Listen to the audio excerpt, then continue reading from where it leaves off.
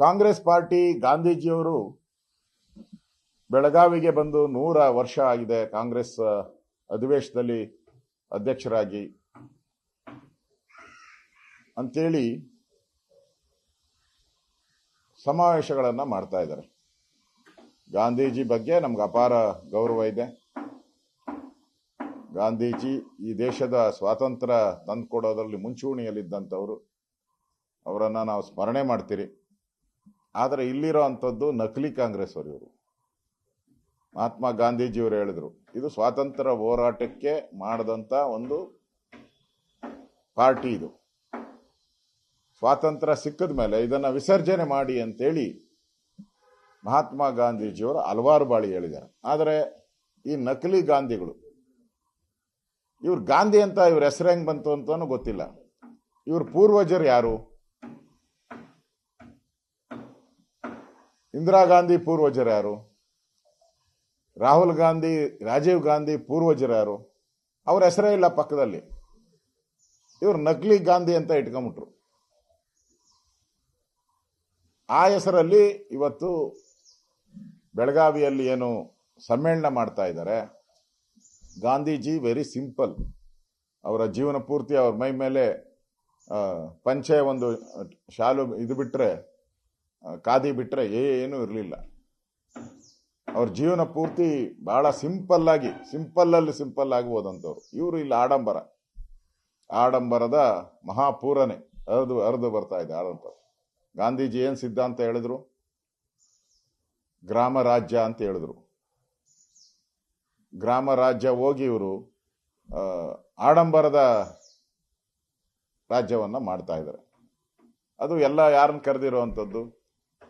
ಮಲ್ಲಿಕಾರ್ಜುನ ಖರ್ಗೆ ಅವರು, ರಾಹುಲ್ ಗಾಂಧಿಯವರು. ಸರ್ಕಾರ ದುಡ್ಡಲ್ಲ. ಸರ್ಕಾರ ದುಡ್ಡಾದ್ರೆ ಕೇಂದ್ರ ಸರ್ಕಾರದ ಪಾಲನ್ನು ಬರ್ತೈತಲ್ಲ. ಕರ್ನಾಟಕಕ್ಕೆ ಕೇಂದ್ರ ಸರ್ಕಾರನು ಕೂಡ ಅನುದಾನಗಳನ್ನ ಕೊಡುತ್ತೆ. ಯಾಕೆ ಅವ್ರನ್ನ ಕರೆದಿಲ್ಲ? ಅಮಿತ್ ಶಾ ಅವ್ರನ್ನ ಯಾಕೆ ಕರೆದಿಲ್ಲ? ಪ್ರಧಾನಮಂತ್ರಿನ ಹೋಗಿ ಇನ್ವೈಟ್ ಮಾಡಿದ್ದೀರಾ? ಕೇಂದ್ರದ ಅವ್ರನ್ನ ಬೇಡ, ಅವರು ದೂರದಲ್ಲಿದ್ದಾರೆ ಅಂತ ಇಟ್ಕೊಳ್ಳಿ.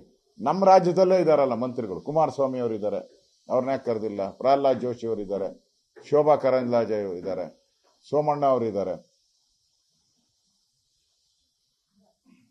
ಅವ್ರನ್ನ ಯಾಕೆ ಕರೆದಿಲ್ಲ? ಸರ್ಕಾರಿ ಕಾರ್ಯಕ್ರಮ ತಾನೆ. ಸರ್ಕಾರದ ಪ್ರೋಟೋಕಾಲ್ ಪ್ರಕಾರ ಇವರೆಲ್ಲರನ್ನು ಕರಿಬೇಕಾಗಿದ್ದೊಂದು ಕರ್ತವ್ಯ. ಯಾಕೆ ಕರೆದಿಲ್ಲ ನೀವು? ಸ್ವತಃ ಜಗದೀಶ್ ಶೆಟ್ಟರ್ ಅವರು ಅಲ್ಲಿನ ಲೋಕಸಭಾ ಸದಸ್ಯರು, ಅಭಯ್ ಪಾಟೀಲ್ ಅಲ್ಲಿ MLA, ಅವ್ರನ್ನು ಇದರಲ್ಲಿ ಯಾವುದೇ ಇದರಲ್ಲಿ ಇನ್ವಾಲ್ವ್ಮೆಂಟೇ ಮಾಡ್ತಾ ಇರಲ್ಲ.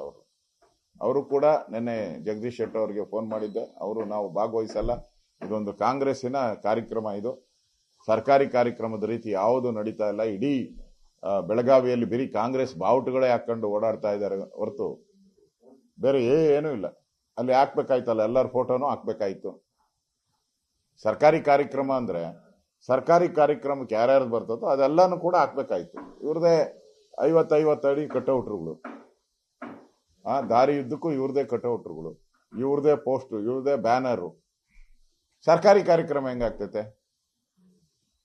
ದುಡ್ಡು ಮಾತ್ರ ಸರ್ಕಾರದ್ದು, ಕಾರ್ಯಕ್ರಮ ಕಾಂಗ್ರೆಸ್ದು. ಆ ದೃಷ್ಟಿಯಿಂದ ನಾನು ಛಲವಾದಿ ನಾರಾಯಣ ಸ್ವಾಮಿಯವರು ಆ ಕಾರ್ಯಕ್ರಮ, ಗಾಂಧೀಜಿ ಬಗ್ಗೆ ಗೌರವ ಇದೆ, ನಾವು ಗೌರವ ಕೊಡ್ತೀರಿ. ಈ ಕಾರ್ಯಕ್ರಮಕ್ಕೆ ಇದು ಕಾಂಗ್ರೆಸ್ಸಿನ ಕಾರ್ಯಕ್ರಮ ಆಗಿರೋದಕ್ಕೆ ನಾವ್ಯಾರು ಹೋಗಲ್ಲ. ಅವತ್ತು ನಾವು ಬೆಂಗಳೂರಿನ ವಿಧಾನಸೌಧ ಮುಂದೆ ಇರ್ತಕ್ಕಂಥ ಗಾಂಧೀಜಿಗೆ ಅಲ್ಲೇ ನಾವು ಪುಷ್ಪನಮನವನ್ನ ಮಾಡ್ತೀರಿ. ಪುಷ್ಪನಮನವನ್ನ ಮಾಡಿ ಈ ಕಾಂಗ್ರೆಸ್ಸಿನ ಏನು ನಕಲಿ ಗಾಂಧಿಗಳು, ಇದು ನಕಲಿ ಕಾಂಗ್ರೆಸ್ಸು, ನಕಲಿ ಗಾಂಧಿ. ಒರಿಜಿನಲ್ ಕಾಂಗ್ರೆಸ್ ಹೊರಟೋಯ್ತು. ಇದು ನಕಲಿ ಕಾಂಗ್ರೆಸ್ಸು, ನಕಲಿ ಗಾಂಧಿಗಳ ಈ ಒಂದು ಸಮಾವೇಶಕ್ಕೆ ನಾವು ಹೋಗದೆ ಸರ್ಕಾರದ ಹಣವನ್ನ ಇವರು ಕಾಂಗ್ರೆಸ್ ಪಾರ್ಟಿಯ ಹಣವಾಗಿ ಖರ್ಚು ಮಾಡ್ತಾ ಇರೋದು ಖಂಡನೀಯ. ಇದರ ವಿರುದ್ಧವಾದಂಥ ಒಂದು ಪ್ರತಿಭಟನೆಯನ್ನು ನಾನೆಲ್ಲ ನಮ್ಮ ಶಾಸಕರಿಗೆ, ಮಾಜಿ ಶಾಸಕರಿಗೆ ನಾನು ಮೆಸೇಜ್ ಹಾಕಿದ್ದೀನಿ. ನಾನು ಮಾತಾಡ್ತೀನಿ.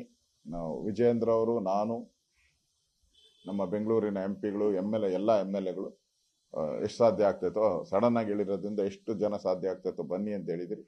ನಾವು ಈ ಒಂದು ವಿಚಾರವಾದಂಥ ಒಂದು ಪ್ರತಿಭಟನೆಯನ್ನು ಕೂಡ ನಾಳೆ ವಿಧಾನಸೌಧ ಮುಂಭಾಗದಲ್ಲಿ ನಾವು ಮಾಡೋದು.